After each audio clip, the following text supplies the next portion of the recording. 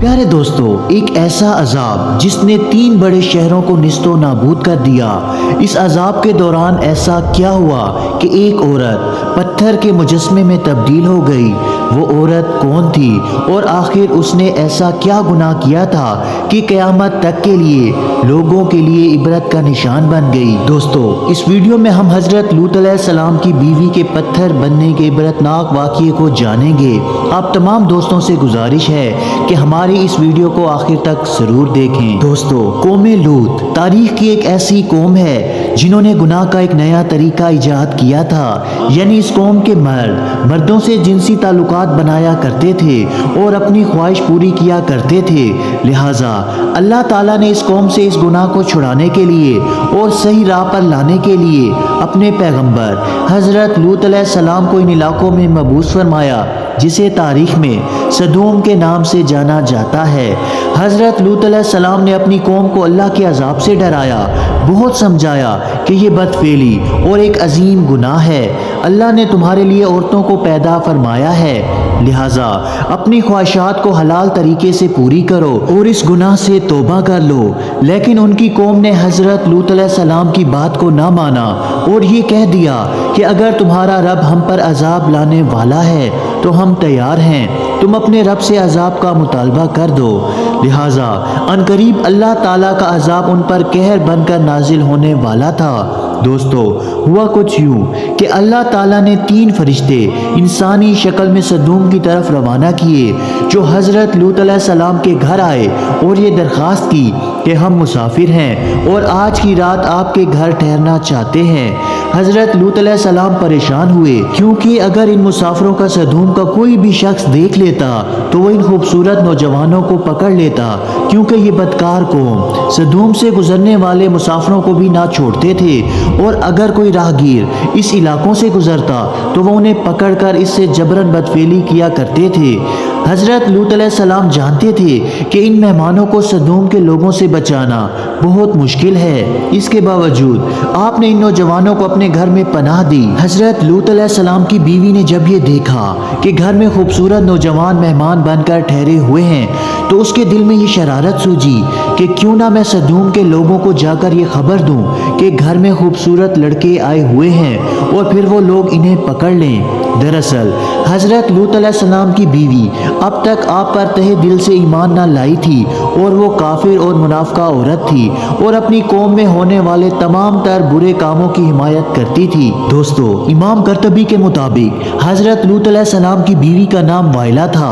वो खुद एक मुअज़्ज़ज़ ख़ानदान से ताल्लुक़ रखने वाली औरत थी और अंजील मुक़द्दस में भी हज़रत लूत अलैहिस्सलाम की बीवी का जिक्र मौजूद है। जब वाइला को ये इल्म हुआ कि ये खूबसूरत नौजवान आज रात हमारे घर मेहमान बनकर ठहरने वाले हैं तो वो फौरन सदूम के शरीर तरीन लोगों के पास गई और कहा कि तुम लोग यहाँ क्या कर रहे हो?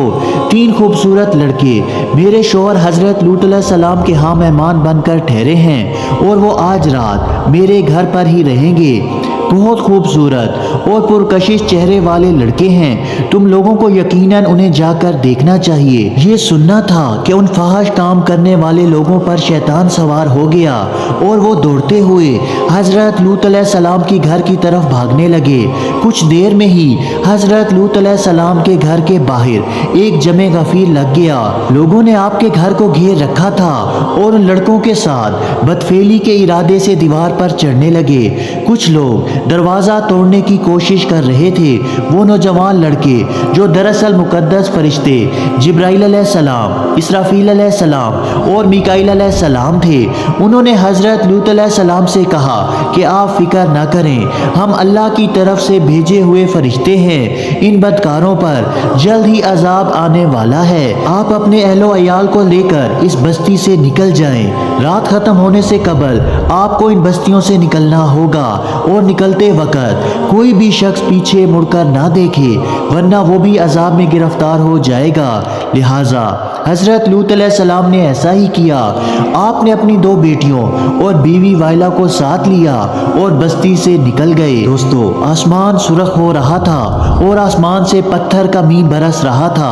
ایسی گرج کی خوفناک آوازیں آ رہی تھیں کہ ہر مخلوق کانپ اٹھی تھی۔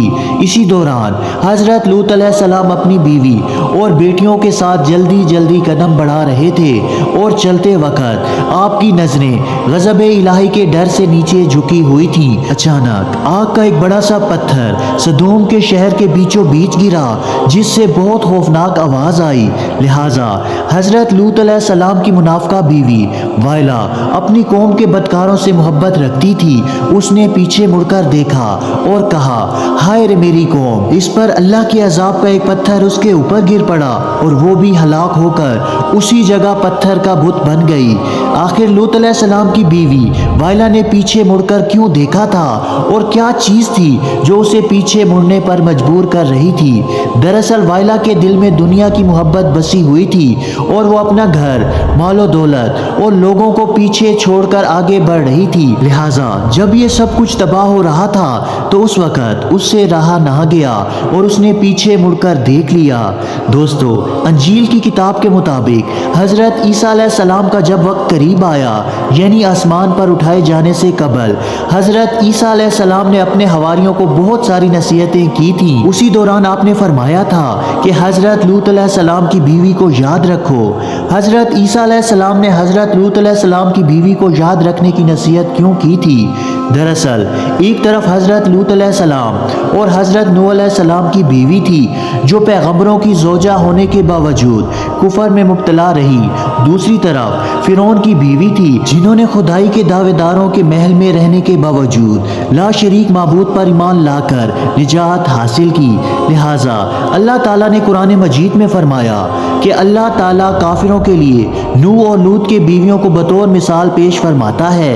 وہ دونوں ہمارے بندوں میں سے 2 سالہ بندوں کے نکاح میں تھی، مگر انہوں نے اپنے شوہروں سے خیانت کی تو وہ اللہ کے مقابلے میں ان دونوں کے کچھ کام نہ آ سکے اور ان دونوں عورتوں سے کہہ دیا گیا کہ جہنم میں داخل ہونے والوں کے ساتھ داخل ہو جاؤ۔